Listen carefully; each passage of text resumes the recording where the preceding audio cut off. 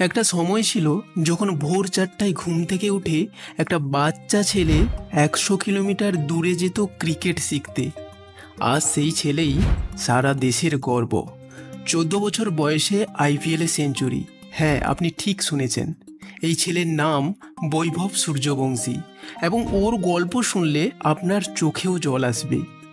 বিহারের সমস্তিপুর জেলার তাজপুর, এটাই বৈভবের শিকড়। একটা মধ্যবিত্ত পরিবার, বাবা সঞ্জীব একজন কৃষক, পরিবার চালাতে একটা ছোট্ট দোকানে ভরসা। এই পরিবারে ক্রিকেট খেলা মানেই বিলাসিতা। তবু বাবা বিশ্বাস করেছিলেন ছেলেটা একদিন কিছু করবে, আর তাই তো নিজের জমিটাই বিক্রি করে দিলেন ছেলের ক্রিকেট শেখার খরচ জোগাতে। বয়স তখন 7.5। বাবা হাতে ধরে নিয়ে গেলেন পাটনার এক ক্রিকেট একাডেমিতে। বাড়ি থেকে যার দূরত্ব ছিল 100 কিলোমিটারের উপর। প্রতিদিন ভোর 4টায় বের হতো বৈভব, 7:30টায় একাডেমিতে পৌঁছতো। মা বানিয়ে দিতেন খাবার, তাই খেয়েই থাকতে হতো সারাদিন। আর কোচ মনীষ ওঝা, তিনি বুঝেছিলেন এই ছেলেটা একদিন ইতিহাস লিখবে। আজ সেই বিশ্বাসের প্রতিদান দিল ছোট্ট বৈভব। মাত্র 14 বছর 32 দিন বয়সে আইপিএলের ইতিহাসে সর্বকনিষ্ঠ সেঞ্চুরিয়ান।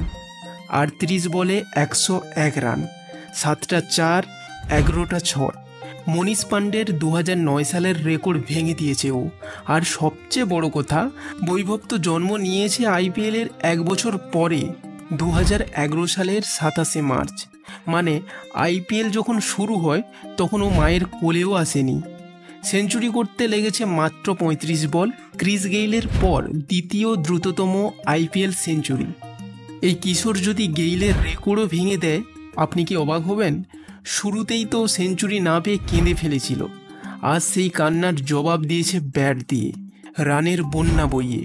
এটা শুধু ক্রিকেটের গল্প নয়, একটা বিশ্বাসের গল্প, একটা ত্যাগের গল্প, স্বপ্নকে আঁকড়ে থাকার গল্প। আপনার পরিবার কি আপনাকে এমনভাবে সাপোর্ট করেছে? অথবা আপনি কি কাউকে এমন সাহস দিয়েছেন? কমেন্টে লিখে জানান।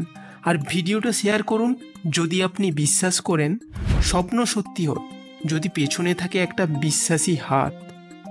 সাবস্ক্রাইব করুন কত কথা এমনই পজিটিভ ভিডিও পেতে। ধন্যবাদ।